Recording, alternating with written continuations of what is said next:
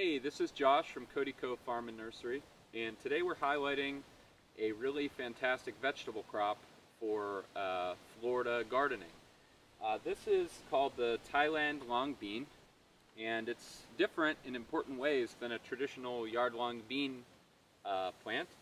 And first I want to thank my friend Rick Burnett from Cultivate Abundance for sharing this variety with us and his fantastic work working with the immigrant population in Immokalee. This variety, so as you can see, these beans are not long like traditional yard long beans, but they're eaten as a vegetable as in the same way. These are a tender green bean like vegetable that you can just snap and cook. And what makes them different than typical yard long beans is a number of things. One is that they don't need a trellis, so these can be grown right in a garden bed. And we've just sown one row down the middle of this bed, and they've sprawled out like this. So they don't need a trellis, and they sprawl all over. And so that's great. Most people really, we have trellises here, but they're work to build. It's very nice to have something that just sprawls on the ground like this. And secondly, is they're much more disease resistant and pest resistant than any yard long bean that I'm aware of. These, as you can see right now, don't have a spot on them of pests or diseases.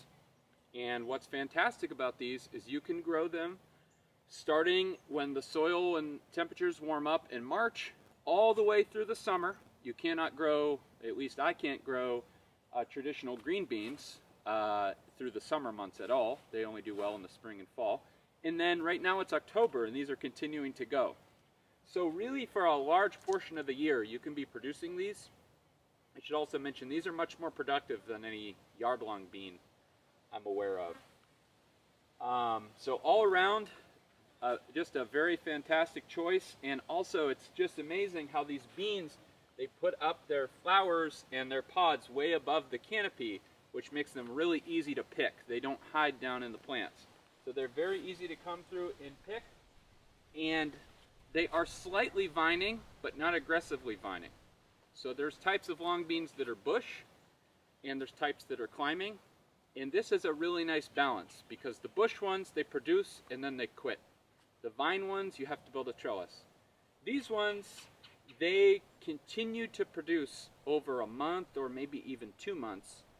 I haven't kept track well of how long they can produce. But they're indeterminate, so they kind of continue to grow and they continue to produce. Right now this plant has more mature beans, flowers, and young beans all at once. So you can kind of see that we're set up to be harvesting over a long period of time. You can harvest these as these tender green beans. They're not good tasting raw, but a minute of stir frying makes these into a wonderful vegetable. You can shell them out like black-eyed peas. And then also, these can be allowed to dry down into a dry cowpea. They dry down with almost all of the beans not molding or getting insects or anything. They're actually, of all the cowpeas we grow, these dry down to one of the best percentages of good quality dry beans. And I haven't tried this yet of this variety, but you can eat the greens of any cowpea. After growing dozens or hundreds of varieties of vegetables under Florida growing conditions, I would have to say this would be one of my top choices now for a vegetable garden in Florida, as something that loves hot, humid, tropical weather, does not get diseases, makes a very productive vegetable, and honestly one of the easiest things to grow for a Florida garden.